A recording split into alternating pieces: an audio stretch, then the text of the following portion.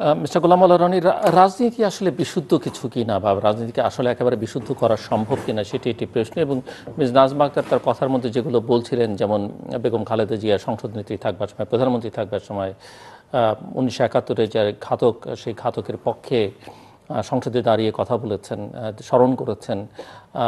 উনি বলছিলেন যে জিয়াউর রহমান আপনার দলের প্রতিষ্ঠাতা, তিনি ক্ষমতা দখল করেছেন, রাজনৈতিক দল প্রতিষ্ঠা করেছেন, বঙ্গবন্ধু শেখ মুজিবুর রহমানের হত্যাকাণ্ডের সঙ্গে জড়িত।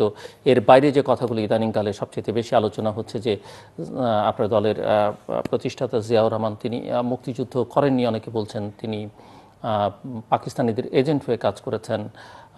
তার কবরে তার মৃতদেহ আছে কিনা, যেখানে আপনারা ফুল দিতে যান বা শ্রদ্ধা জানাতে যান। সো এক ধরনের অন্য রকমের রাজনীতি ওই কবরকে কেন্দ্র করে আপনারা করবার চেষ্টা করছেন। সব মিলে একটু শুনতে চাই যে বিএনপি আসলে কিসের উপরে ভাসছে বা কোন লোককে ধাবিত হচ্ছে। এখন এখানে আমার প্রিয় সহকর্মী, আমরা একসময় একসঙ্গে রাজনীতি করেছি, পার্লামেন্টে একসঙ্গে ছিলাম। তো আসলে তার সঙ্গে টকশো করা, বিশেষ করে স্পর্শকাতর কোনো বিষয়ে কথাবার্তা বলা আমার জন্য খুবই বেদনাদায়ক বিষয়। কাজেই আমি খুব সতর্কতার সাথে কথা বলবো যেন উনি বিব্রত না হন এবং তার দলে তার নম্বর যেন কোনো অবস্থাতেই আমার কারণে কমে না যায়। এখানে উনি খুব একটা সিগনিফিক্যান্ট কথা বলেছেন। আপনার নিজের নাম্বার বারবার আমার আসলে আমার নম্বর বাড়ানোর দরকার আগেও ছিল না কখনো, এখনো না। আমি সারা জীবন এইভাবেই চলছি আর কি, মন মাঝি তোর বৈঠা নেড়ে আমি আর বাইতে পারলাম না, ঠিক এইভাবে কমাতে ব্যস্ত আপনি। হ্যাঁ, সবসময় অবস্থাটা। তা আমি যে জিনিসটা বলছি, উনি খুব একটা সিগনিফিক্যান্ট কথা বলেছেন যে আওয়ামী লীগের সঙ্গে বিএনপির আসলে কোনো বিষয়ে মেলে না। হ্যাঁ, তাদের মতাদর্শগত পার্থক্য, আচার আচরণ, চাল চলন, কথাবার্তা সব কিছুতেই একটা অমিল রয়েছে এবং সেই কথাটা তিনি বলেছেন। তো উনি যখন এই কথা বলছিলেন তখন আমি ভাবছিলাম যে অমিলটা কোথায়, হ্যাঁ অমিলটা কোথায়। তো সেখানে আপনি দেখুন যে এই দলের যিনি প্রতিষ্ঠাতা, প্রেসিডেন্ট জিয়াউর রহমান, শহীদ প্রেসিডেন্ট জিয়াউর রহমান, যেহেতু আমি বিএনপি করি, আমাদের দলের সমস্ত লোক এই কথাটা বলতে স্বাচ্ছন্দ্য বোধ করেন। যেমন আওয়ামী লীগের লোকজন বঙ্গবন্ধু ছাড়া বা জাতির পিতা ছাড়া যদি বঙ্গবন্ধুর নাম উচ্চারণ করে তাহলে তার নম্বর কেটে যায়। তো সেখানে দেখা যাচ্ছে বিএনপির যারা ভক্ত কর্মী সমর্থক করেছেন তারা অবশ্যই শহীদ প্রেসিডেন্ট জিয়াউর রহমান এই শব্দটা শুনতে অভ্যস্ত। তো আমি উইথ ডিউ রেসপেক্ট যে বলছি যে শহীদ প্রেসিডেন্ট জিয়াউর রহমান, তার শুরুটা ঠিক আসলে আওয়ামী লীগের অন্য সব নেতাদের মতো হয়নি। তিনি তার জমানাতে one of the brilliant student ছিলেন এবং তৎকালীন সময়টাতে পাক ভারত উপমহাদেশের সবচাইতে ঐতিহ্যবাহী, সবচাইতে যে যাকে বলে ভালো শিক্ষা প্রতিষ্ঠান, ঢাকা শহরের নয়, টুঙ্গিপাড়ার নয়, ফরিদপুরের নয়, সমস্ত পাক ভারত উপমহাদেশের মধ্যে সেরা স্কুল বলে যেটা পরিচিত কলকাতাতে হেয়ার স্কুল, তিনি সেই হেয়ার স্কুলের মেধাবী ছাত্র ছিলেন। তো কাজেই যারা হেয়ার স্কুলে পড়বে আর যারা মফস্বলের একটা স্কুলে পড়বে যেখানে আকার দিয়ে বৃষ্টি পড়ার আগে বেঞ্চগুলো ভিজে যাবে, এই দুয়ের মন মানসিকতা কখনো স্বাভাবিক হবে না, নাম্বার ওয়ান। এরপরে উনি কী করলেন, সেই স্কুল থেকে খুব ভালো রেজাল্ট করলেন, নকলও করেননি আর কমলার মধ্যে নকল ভরে নিয়ে ম্যাট্রিক পাস করেননি। উনি একেবারে মেধা তালিকায় প্রথম বিভাগ নিয়ে ওই ব্রিটিশ জমানাতে হেয়ার স্কুল থেকে পাশ করে তৎকালীন ভারতবর্ষের সবচাইতে সেরা যে কলেজটা ছিল প্রেসিডেন্সি কলেজ, সেখান থেকে তিনি পাশ করলেন। তো সেখান থেকে তিনি যখন ইন্টারমিডিয়েট পাশ করলেন, ইন্টারমিডিয়েট পাশ করার পর তার যে মেধা, তার যে মননশীলতা, তার যে সার্কেল, তিনি একটা সর্বভারতীয় সার্কেল পেলেন। অর্থাৎ ওই সময়টাতে হেয়ার স্কুলে যারা পড়েছেন, যারা প্রেসিডেন্সি কলেজে পড়েছেন, তারা সমস্ত ভারতবর্ষের নেতৃত্বে এসছেন পরবর্তীকালে। এবং অনেকে দেখা যাচ্ছে যে হেয়ার স্কুলে যারা পড়তেন, জিয়াউর রহমানের ক্লাসমেট ছিলেন, প্রেসিডেন্সি কলেজে জিয়াউর রহমানের ক্লাসমেট ছিলেন, তাদের মধ্যে অনেক ব্রিটিশ ছিল যারা পরবর্তীতে ব্রিটিশ রাজনীতিতে, আন্তর্জাতিক রাজনীতিতে দেখা যাচ্ছে যে সেখানে তারা অনেক কিংবদন্তির ভূমিকা রেখেছে। ফলে যদি আপনি স্কুল এবং কলেজের জীবনে জিয়াউর রহমানের সফলতা ধরেন, তার সোসাইটি ধরেন, তার মন এবং মানসিকতা ধরেন, এটা অনুধাবন করার জন্য আপনাকে যোগ্যতা থাকতে হবে। সেই যোগ্যতা না থাকলে আপনি জিয়াউর রহমানকে মূল্যায়ন করতে পারবেন না। থার্ডলি, তিনি সেখান থেকে পাশ করে সরাসরি পাকিস্তান আর্মিতে তিনি যোগদান করলেন কমিশনড অফিসার হিসেবে। এবং আপনি জানেন যে এখনও পর্যন্ত আমাদের সমাজে যদি বাংলাদেশ আর্মিতে কোনো একটা পরিবারে যদি কেউ কমিশনড অফিসার হয়, ওই পুরো ইউনিয়ন বলেন, উপজেলা বলেন, গর্ব অনুভব করে তাকে নিয়ে। কিন্তু পাকিস্তান আর্মিতে এই পদ এবং পদবিটা ছিল আরও বেশি।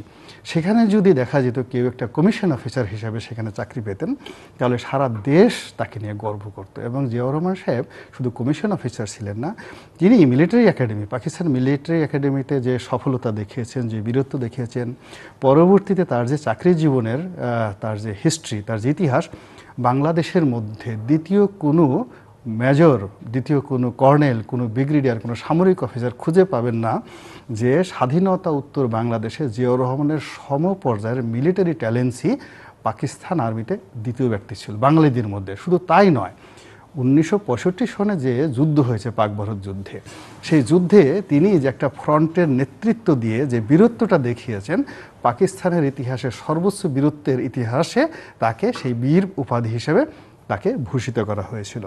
তো সেই জিয়াউর রহমান সাহেব যখন রাজনীতি করবেন, তার রাজনীতির মান অন্য সাধারণ মানুষের মতো হবে না, তার রাজনীতির ভাষা অন্য সাধারণ মানুষের মতো হবে না, এবং তিনি যা করতে চাইবেন তা অন্য সাধারণ মানুষের মতো হবে না। চোর, গুন্ডা, বদমাইশ, শেয়ার মার্কেট লুটেরা, তারপরে শেষে অন্য যে সমস্ত আজে বাজে লোক, আপনি গিয়ে দেখেন যে এই যে জিয়াউর রহমানের কালেকশনগুলো কারা ছিল। মশিউর রহমান জাদু মিয়া, আপনি চিন্তা করেন যে বাংলাদেশের ইতিহাসে মশিউর রহমান জাদু মিয়ার মতো এরকম মেধাবী, এরকম ট্যালেন্টেড, এরকম রুচিশীল একটা মানুষ অন্য কোনো রাজনৈতিক দলে দেখান তো, আওয়ামী লীগ, বিএনপি, জামাত সামনে কলম নিয়ে বসতে পারে। আজিজুর রহমান সাহেবের মতো মানুষকে তিনি সিলেক্ট করেছেন, মিজানুর রহমান চৌধুরীর মতো মানুষকে তিনি সিলেক্ট করেছিলেন। তার সঙ্গে খন্দকার হামিদ, বিএনপি করেননি, না বিএনপি করেনি, কিন্তু তার সাথে একটা রিলেশন ছিল। এরপর আপনি আব্দুল হামিদ চৌধুরীর মতো লোক ছিলেন, ফেরদৌস আহমেদ কুরেশির মতো লোক ছিলেন।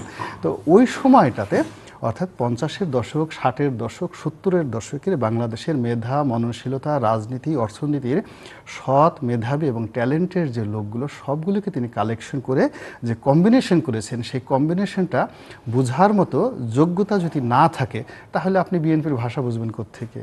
আমাদের দেশের 38% লোক এখনও যে নিরপেক্ষভাবে বিএনপিকে অন্ধভাবে সমর্থন করে, জিয়াউর রহমানকে ভালোবাসে এবং তাকে শহীদ প্রেসিডেন্ট জিয়াউর রহমান নামে সম্বোধন করে, তার জন্য দোয়া করে, আর যে বলে আওয়ামী লীগ সর্বত চেষ্টা করছে যে তার মাজারে যে আছে সেখানে কোনো লাশ নেই, কিছু নেই, তারপরও সেই লাশের উপর গিয়ে হুমড়ি খেয়ে পড়ে, সেই বলতেছে যে এখানে কিচ্ছু নাই।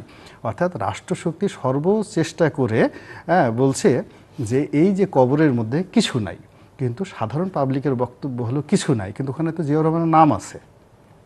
আমাদের হাড্ডিগুটি দরকার নাই, আমাদের রক্তপিণ্ডের দরকার নাই, আমাদের লাশের দরকার নাই, ওই মাটির সঙ্গে জিয়াউর রহমানের নাম আছে, নামটা রেখে ওখানে একটা কবর দেওয়া হয়েছে, ওইটা নুরানি কবর, ওই কবরে আমরা ভালোবাসা অর্ঘ্য আমরা দেব। তো এই যে মানুষের আকুতি, মানুষের যে প্রেম, মানুষের যে শ্রদ্ধা, মানুষের যে ভালোবাসা, এটা যারা মানুষের ঘৃণা পেয়ে আসছে, যারা মানুষের যাকে বলে অপমান পেয়েছে, যারা মানুষ দ্বারা প্রত্যাখ্যাত হয়েছে, যারা মানুষ দ্বারা বিতাড়িত হয়েছে, তারা কখনো মানুষের এই ভালোবাসাটা বুঝতে পারবে না। আর বুঝতে না পারার কারণে কি হচ্ছে, আওয়ামী লীগের সঙ্গে বিএনপির সঙ্গে আসলে কথার মিল হচ্ছে না। আপনি বোঝার চেষ্টা করেন বেগম খালেদা জিয়া, এখন তাকে কি বলা হয়, সে ম্যাট্রিক পাস করেনি, ওইটা করেনি, ওইটা করেনি, কত সব কথা। আওয়ামী লীগ যে সমস্ত কথাবার্তা বলে, এগুলো মানে করতে পারবো না আমি, কিন্তু বাস্তবতা বুঝতে হবে যে পাকিস্তান জমানাতে বেগম খালেদা জিয়ার একজন বোন, হি ওয়াজ এ কেমিক্যাল ইঞ্জিনিয়ার। তাহলে একটা পারিবারিক স্ট্যান্ডার্ড কোন পর্যায়ে থাকলে একটা বোন কেমিক্যাল ইঞ্জিনিয়ার হতে পারে? তার ভাই পাকিস্তান আর্মিতে একজন কমিশন মিলিটারি অফিসার ছিলেন, অ্যান্ড হার ফাদার, তার বাবা যেন তেন লোক ছিলেন, একটা ব্রিটিশ চা কোম্পানিতে সর্বোচ্চ পদে একটা গার্ডেন ম্যানেজার হিসেবে কর্মরত ছিলেন।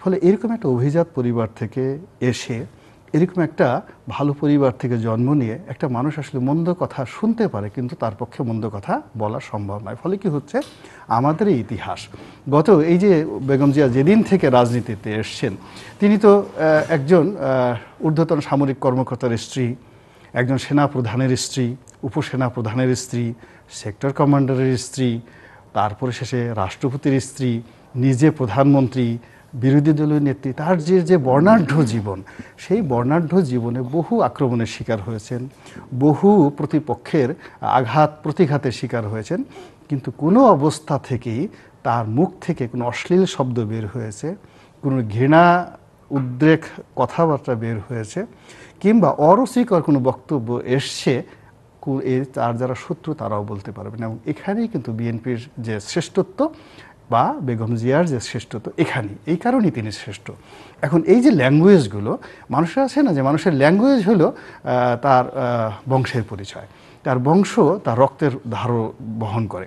এবং একটা মানুষ ব্রিটিশ জমানা থেকে সারা দুনিয়া থেকে আপনার ভিতরে যদি কিয়ামতের ময়দানে, একটা ভালো কথা বলি, কিয়ামতের ময়দানে যতগুলো আমল রয়েছে মানুষের, আমল সেদিন কিন্তু কাউন্ট করা হবে না, আমল ওজন করা হবে।